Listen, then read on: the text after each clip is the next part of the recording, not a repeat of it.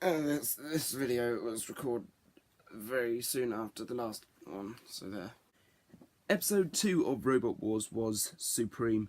It was amazing, and genuinely, I've made notes on what happened. I can't remember. I made these notes a week ago, planning to record it immediately after. Then stuff happened, and you've heard my poor excuses. Anyway, yes, I remember now. Yes, the controversial episode. Controversy returns to Robot Wars in episode 2. So, let's go through the best robots. And by best, I mean the ones that got through to the head-to-heads. Not necessarily the best robots out of them. There were several that I wanted to go further, but, you know, never mind. Let's just go for it. Okay, so first of all, Behemoth. Behemoth came back after last year's defeat in its head-to-head. It's the unluckiest team in Robot Wars. I am positive of that. They went for a changeable weapon, an interchangeable weapon, or not necessarily a weapon. So they've got the normal bucket scoop that goes. Then they have the anti-spinner armor, which came in very useful later on. And they also had this new experimental one that had jaws, and when they flip, it stays open, and then they drive up to whoever they want and grab and take and dump and sneeze in 3, 2, 1. Behemoth were once again dealt a very duff card. They decided to go for their jaws in the most crucial fight of the night. It was experimental. They didn't quite work to the best of their ability, and they consequently, they didn't win that fight, making that one their worst fight. Behemoth versus Cherub. I almost said Gabriel. That was, yeah. Anyway, Behemoth versus oh god. Behemoth versus Cherub was Behemoth's worst fight. And it was also Cherub's best fight, but more on that in a minute. Behemoth's best fight was against PP3D, where they used the anti-spinner armor. I feel it was the best fight because their weaponry worked to the best of its ability. It was deflecting shots, it was just driving straight at PP3D, and PP3D was just, it was sent, whoosh, gone. I believe that was the fight where all the sparks started coming out of their robots, so all of those patrons must have been a little upset.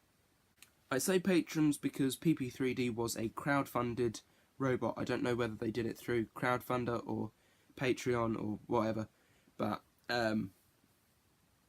whatever. PP3D came back with a whole new robot, apparently. This one came with a new catchphrase as well. And I shall put on my best Scottish accent for this. She's up to speed now, boys. I'm not sure what accent that was. It wasn't Scottish. It wasn't my best. My best is Peter Capaldi, but more on that another time, I'm sure. So PP3D's worst fight was possibly when they went up against either Behemoth or Cherub. I can't decide. Behemoth, they didn't win the fight because Behemoth's armor was at its best for a spinner. However, in the Cherub fight, she's up to speed now, boys.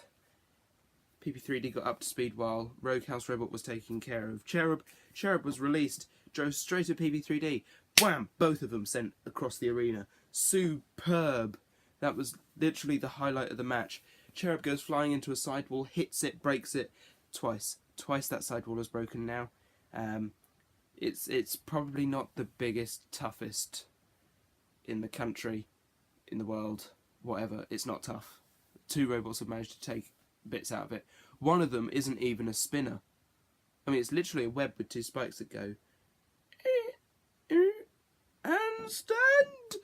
So Cherub's worst fight was possibly in the final against Eruption, because they were launched gone. Whee! Bye. And the reason it's the worst one, they enjoyed themselves. They enjoyed themselves the whole way through. They were happy. They were content with being on Robot Wars and progressing to the final of their heat. That is a pretty outstanding achievement for 3 youngsters and their elder brother. But it's the worst because they were out so very quickly. And that's a shame. More on Eruption in a minute, because Cherub's best fight was possibly up against Behemoth. Yeah. Cherub's best fight was up against Behemoth because they won. Controversially, judges' decision for the second time of the night, their first when they went up against PP3D. But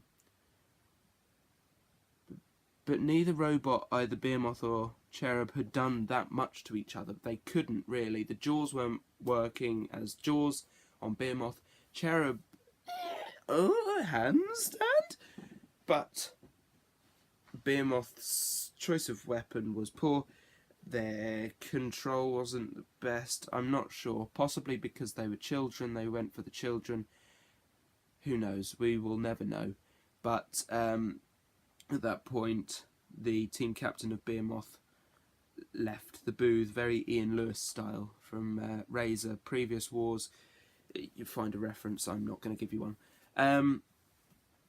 So yeah, he walked off, which looked like he was putting his parts on. He was clearly very upset because he didn't want to go for that weapon, and they shouldn't have. They should listen to him. But storming out in front of a load of kids, A, isn't setting a good example, and B, looks incredibly childish, and the kids were better behaved. So, be unhappy, but keep it here. You know, don't... I mean, he was probably trying to diffuse the scenario, leave before he got worse, but still, it looked awful on camera. So, we should feel upset for him, but we should also feel happy for the kiddies because they beat some grown men and made one distraught. So, better? Anyway, I've got lost. PP3D. I was talking about PP3D, then went on to Cherub. I don't know what order this is in. No order at all, clearly. PP3D's best fight was getting through to the head-to-heads, because from there it all went a bit downhill. Each fight they managed to lose. So yeah, definitely going through to the head-to-heads was their best fight.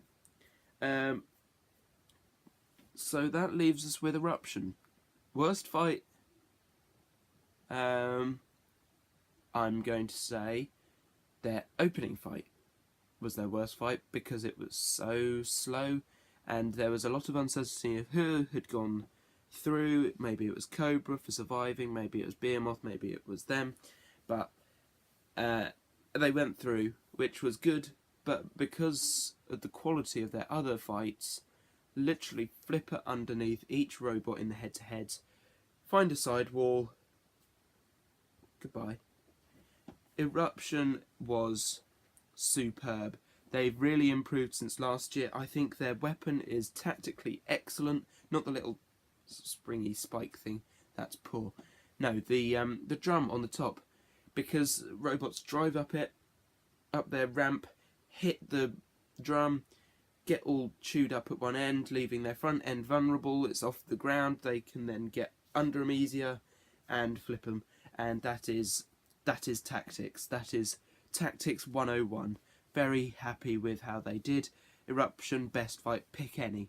Choose any fight, it was superb. I'm going to say their final, because they're through to the grand final. Eruption, grand finalist number 2. And now for the robots that didn't make it out of the qualifiers.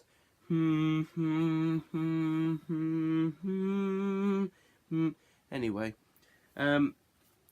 Cobra showed promise. Maybe next time, because it's a cool looking robot, maybe not as effective up against flippers.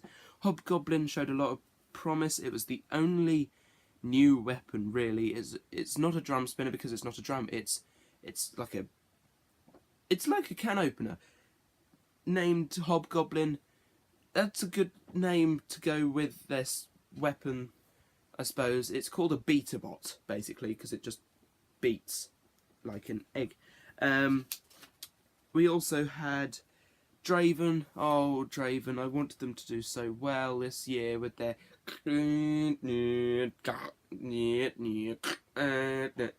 but it was no. They look so cool, but they're a really, really old-fashioned robot. I mean, you need something a lot more than that to go through, and that's a shame. Lastly, Push to Exit, Team S Tech proving that they don't just buy robots, they can build them too. They built a front hinged flipper, which, for reference, just for reference sake, this is Dan Tomkia, their other robot, hinged at the back, flips up that way. This is Firestorm, but it has a front hinge, which means it goes that way. So it comes up, they go that way out. But unfortunately, PP3D went done. It was dead. Just dead. So that's a shame. It had Stephen McCullough on that team. Sort of. Still not quite sure how that works. But anyway, those are the robots that didn't quite make it this time. Maybe next year / series, because there's a new one coming this year. It's going to get really confusing. See you next time for another Robot Wars review. I'm going to film it literally in half a second. 3, 2, 1. Go. Oh wait, I need to watch it.